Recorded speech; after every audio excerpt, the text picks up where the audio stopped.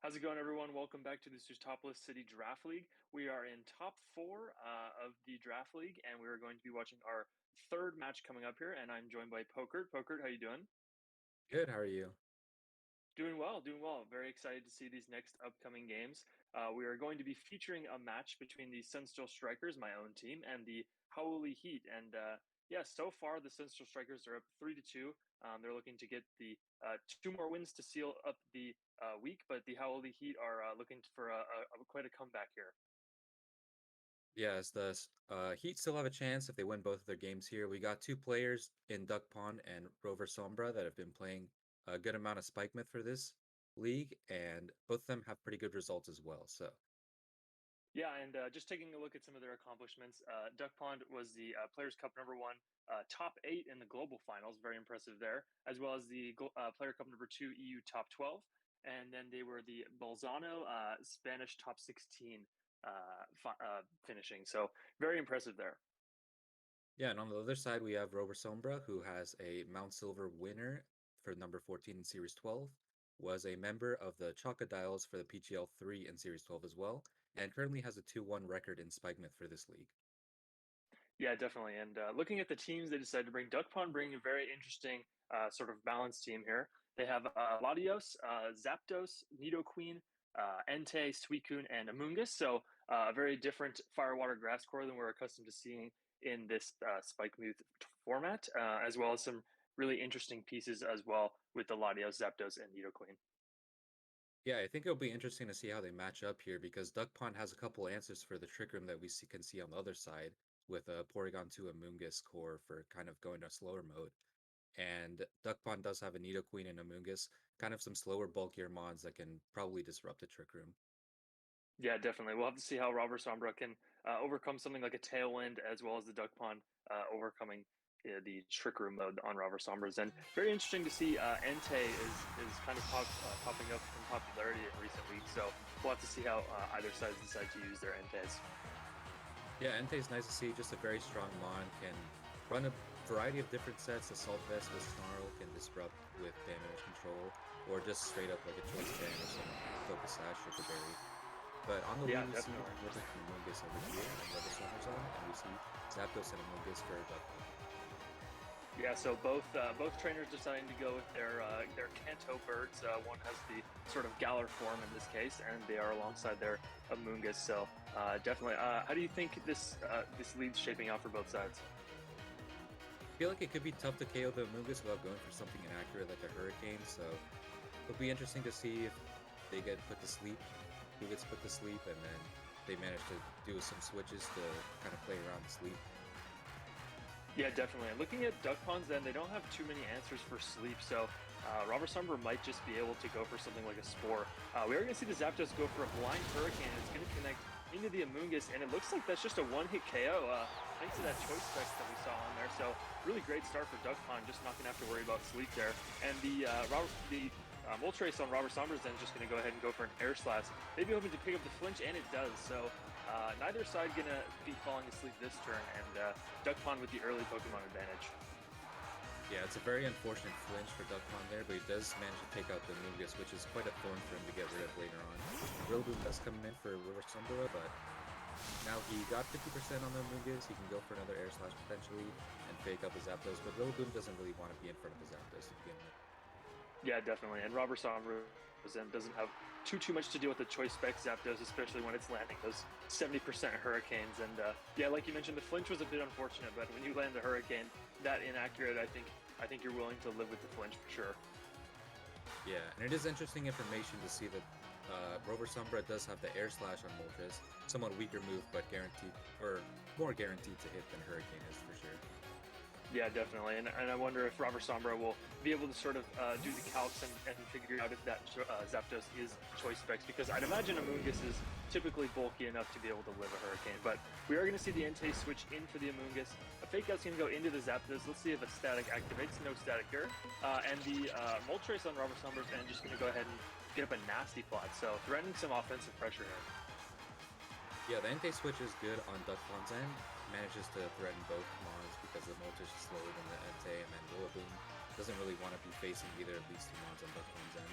So it'll be interesting to see if he just preserves the Rillaboom or decides that it's not really worth it against a Amoonguss, Zapdos, and an Entei and just gets rid of it on his turn.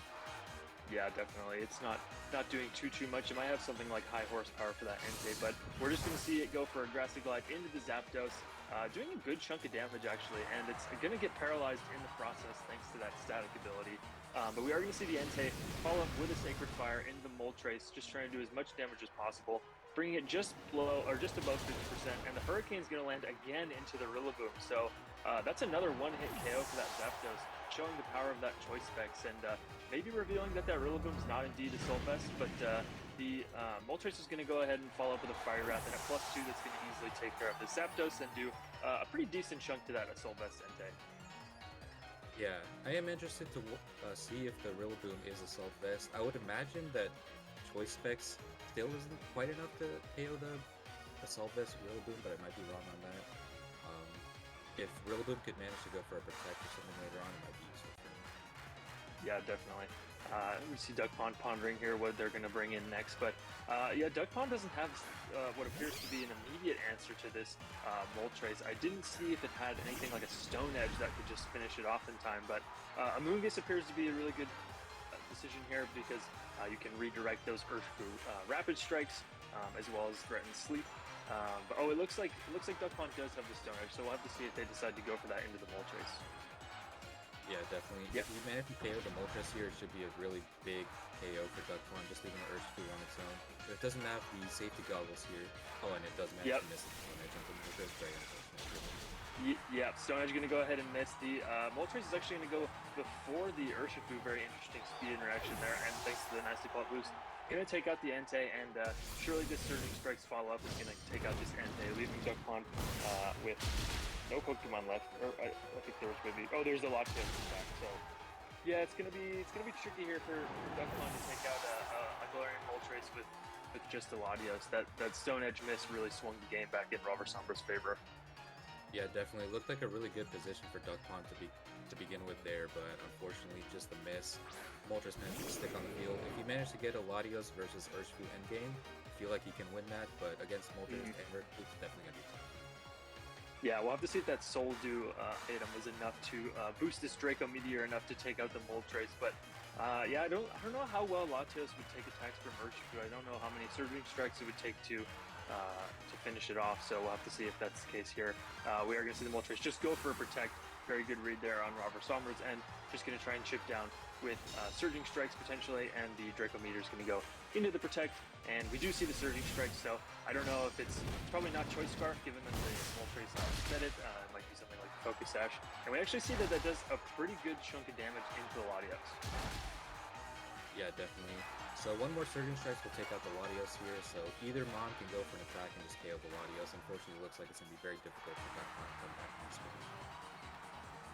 Yeah, definitely. Again, that Stone Edge Mitch was pretty huge, and I would say given that this Urshifu might be Focus Sash, let's go ahead and see here. It actually lives pretty without having to need to proc a Focus Sash, so Duckpond still doesn't know if this endgame was sealed regardless, but that Fire Wrap is going to go ahead and finish off this game one. So Pokert, how do you think Duckpond could sort of adapt to overcome this loss?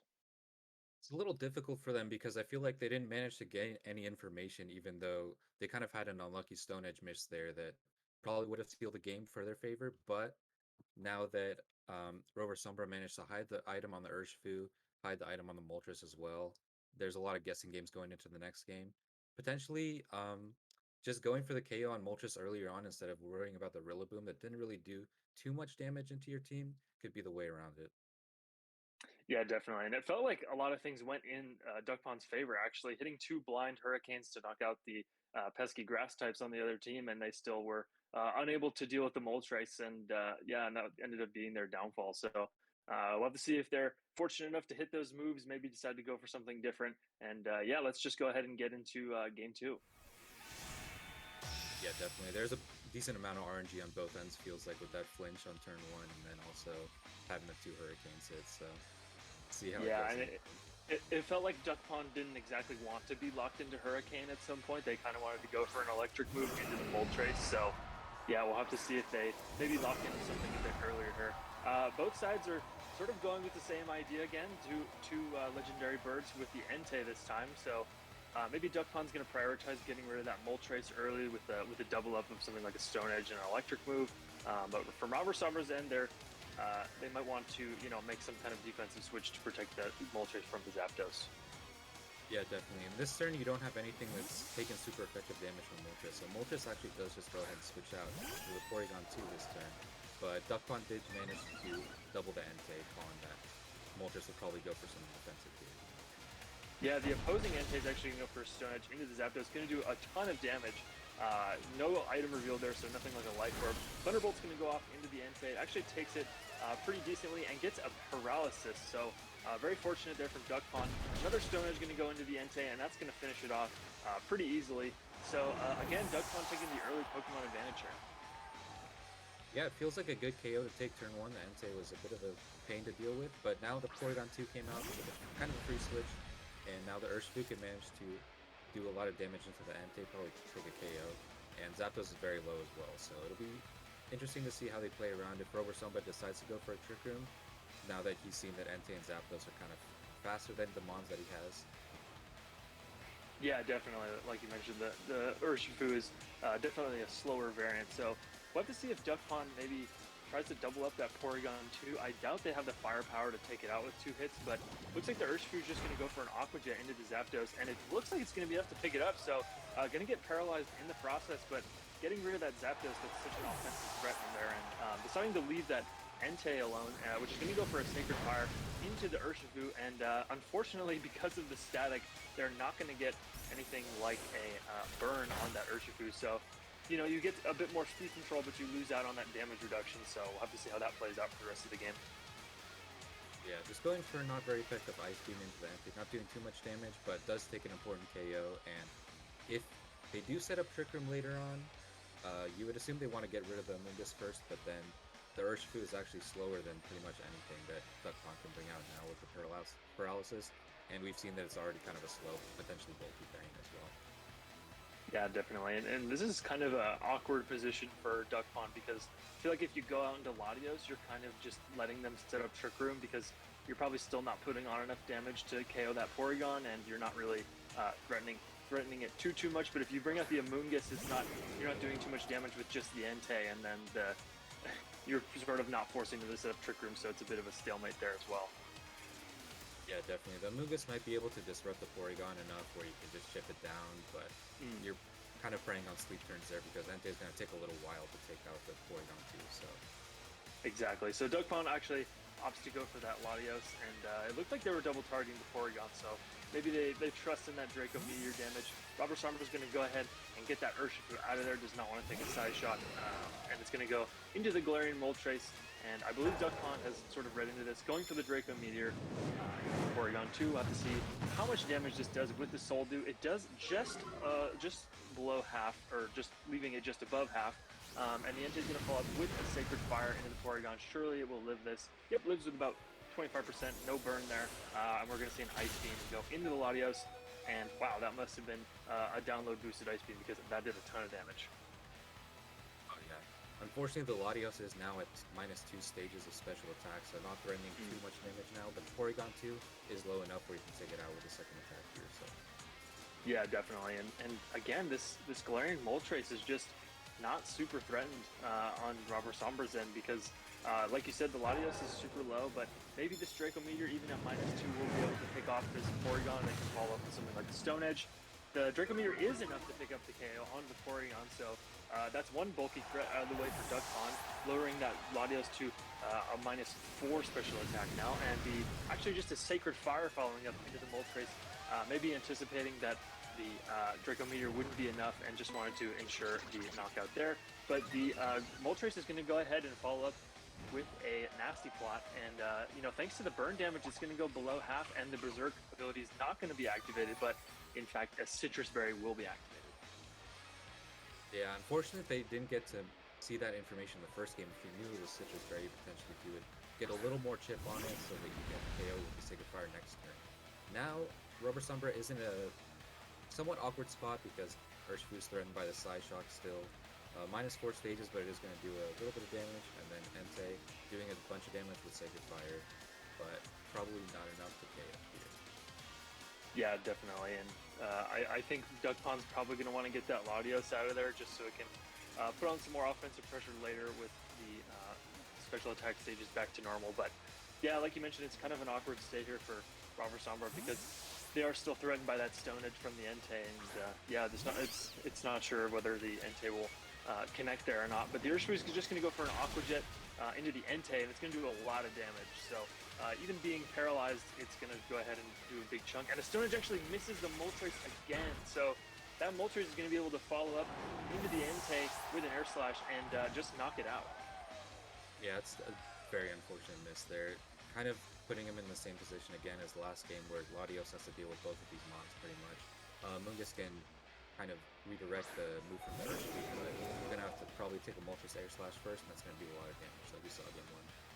Yeah, definitely, especially at +2. And if you want to knock out this Moltres, you have to go for a Draco Meteor, and that puts you at -2. And then you're just not left with quite the offense that you might need to finish off the game. So we'll have to see if Duckpond prioritizes knocking out this Urshifu first. But I would guess that both of these mons have Protect, so you kind of have to read into which one's going to protect this turn. Yeah, that's another mind game for him to play as well. Latios is just very low. Probably dies to an Aqua Jet here, so he can't really risk going for anything besides a Rage Powder on the Mungus. Yeah, definitely. The Rage Powder is going to come out, like you mentioned, so all those attacks will be directed into Amoonguss. And the Latios, the Urshifu actually looks like he's going to go for a Aqua Jet, and it's going to get paralyzed. Latios going to go for the Draco Meteor. I believe this should be enough to pick up the KO, especially with that Life Dew, or that Soul Dew item, and it is. So now the Moltres is no longer a threat, but this Latios has its damage output greatly reduced. Yeah, now we have to see how much the -2 Side Shock is going to do into Urshifu. If you had something like a Psychic, for example, you'd be doing much more damage because of Urshifu's lower special defense, but Side Shock, Urshifu managed to take it without even going down to Sash in the first game, so -2, we'll have to see if this is a 2-3 game here. Yeah, definitely. And actually, Urshifu is the last remaining Pokemon, so I think even given the special attack drops, this Latios should be able to just handle this, especially that it doesn't have something like a Life Orb that's chipping away at its own HP. And we see that Psyshock does about 40% there, so one more will pick up the KO, and this Urshifu has no choice but to attack this Rage Powder Amoonguss here. Yeah, assuming nothing weird comes out here, Amoonguss is at full health, so it should be able to just keep redirecting attacks, and Roversombra just forfeits here, recognizing that he can't really win. Yeah, so, I mean, Duckpond's still very unfortunate there with the Stone Edge misses, but was able to swing this game around a bit and just keep launching attacks into that Moltres and knock it out so that it was 2v1 in the end there. Yeah, so jumping into game 3 here, we'll have to see how both sides adapt. They both kind of went with the same adaptation in game 2 there, leading their Enteis as well as their Birds. And so we'll have to see how they decide to lead here. And it looks like Roversombra is going to go ahead and lead the Entei and the Urshifu, so pretty interesting combination here. And then Duckpond is going to lead the Entei and the Zapdos. So very interesting positions here from both sides. Yeah, it's an interesting play on turn 1 for Roversombra here. Maybe hoping that an Aqua Jet plus Stone Edge will just KO the Zapdos and you won't have to deal with that in the future, but potentially a speed tie between the Entei and Zapdos as well, so have to see what plays planning on here, considering that Urshifu is under threat of a KO. Yeah, we'll have to see if Duckpond wants to go offensive on their own end, because they could go for something like a Thunderbolt and Stone Edge again into Roversombra's Entei, or they could switch out into Amoonguss to take something like you mentioned, like the Aqua Jet plus Stone Edge. So lots of mind games here on turn 1, and just lots of offense in general. Yeah, definitely. It looks like he is going for the Stone Edge here. Let's see what Zapdos goes for. It is a Volt Switch, so the Entei doesn't manage to go first before the Zapdos, and he will manage to get the Zapdos out, potentially into the Amoonguss to take that damage a bit better.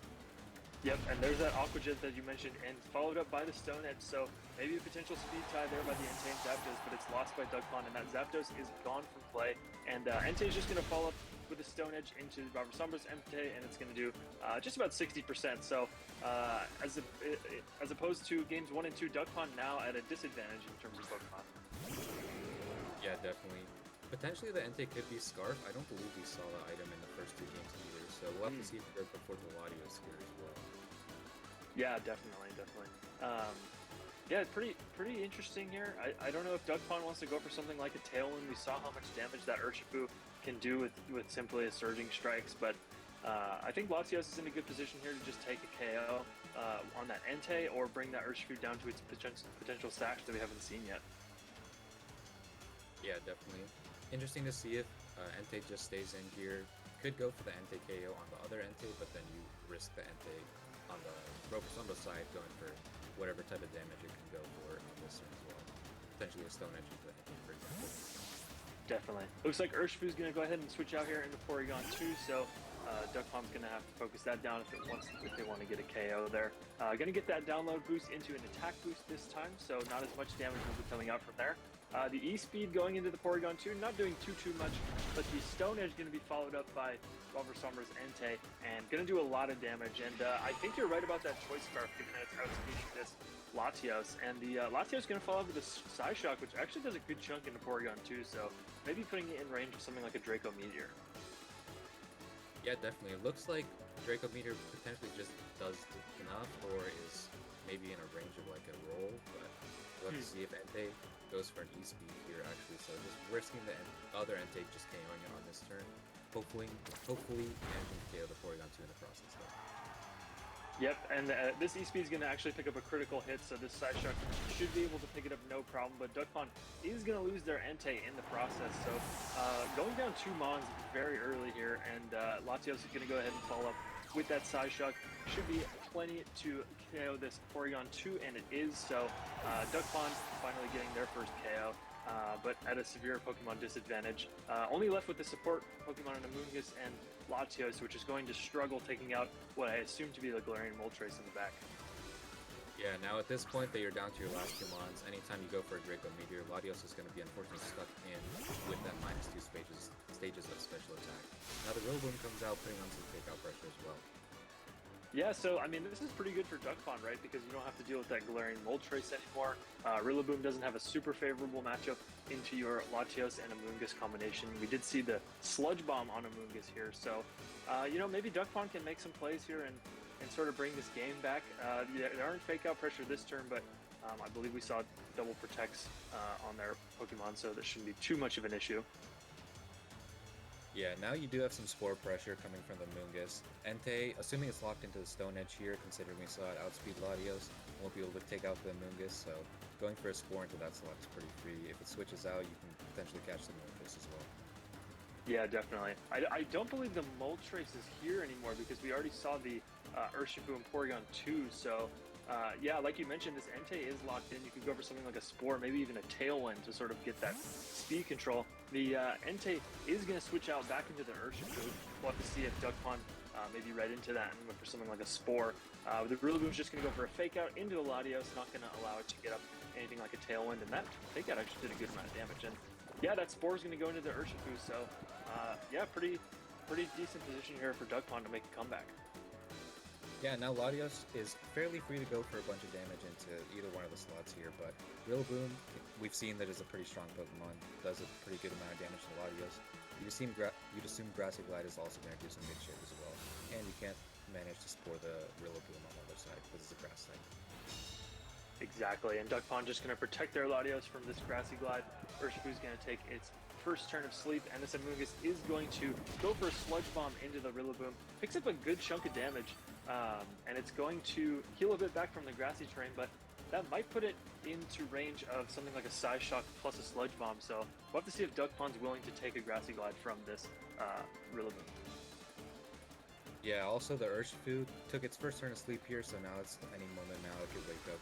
Hoping, Duckpond will be hoping that Urshifu stays asleep longer because we've seen the Surging Strikes do about like 50% to the Latios, so if Amoonguss keeps going for attacks here, you're just putting the Latios at risk of taking a bunch of damage from the Urshifu when it wakes up.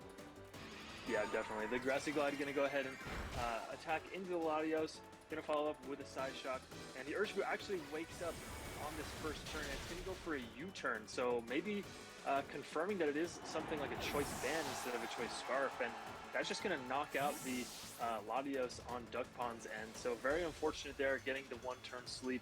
And now Duckpond is just left with the Amoonguss to take down an Entei as well as a Rillaboom and Urshifu in the back.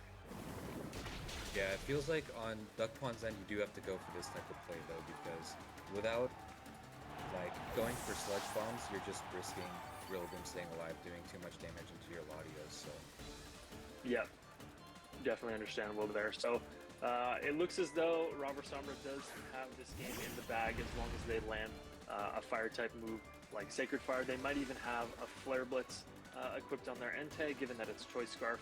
Um, and yeah, the Urshifu just has to follow up with some kind of attack that's not going to take too much from this Rocky Helmet. We are going to see the Flare Blitz follow up into the Amoonguss, and that's surely going to be enough for the KO. So very solid win there from Robert Sombra. A bit of unfortunate turn of events for Duck Pond, missing some stone edges and getting that one turn sleep on the Urshifu, but still played very well on both sides. yeah, definitely. It does feel like Duck Pond managed to kind of give up the advantage on turn one in that game, where they managed to take the Mm-hmm. advantage on the other two games, and that led to a pretty good position for them. This time they were coming from behind, and it they didn't quite have enough in the back with the Mungus and like the Latios to take out the rest of Rover Sombra's team there. But Rover Sombra preserved his mons very well, and now takes the deserving win. Now the Sunsteel Strikers and the Holy Heat are tied at 3-3, so the last game is going to be very crucial. Yeah, and looking at the scoreboard, it all comes down to my game apparently. So yeah, like you mentioned, tied 3-3. The last game is going to decide who goes to the finals. So should be a very exciting match. That match will be on our YouTube channel, so you can go ahead and check it out there. But yeah, like you mentioned, Robert Sommer was able to take that early lead, getting rid of the Zapdos with the E-Speed Stone Edge combination. A bit more fortunate on their end, landing their Stone Edge and hiding that Choice Scarf very well. Actually, there might have been some interactions there in game one and two that us two might have missed. But from our perspective, they hid that choice scarf really well, and it really came in clutch game three. So very well played there. Yeah, definitely. All the info felt very important on both ends, honestly. So, well played to both, and now we're going to move on to our fourth game of the day. Yep, and we'll see you guys there.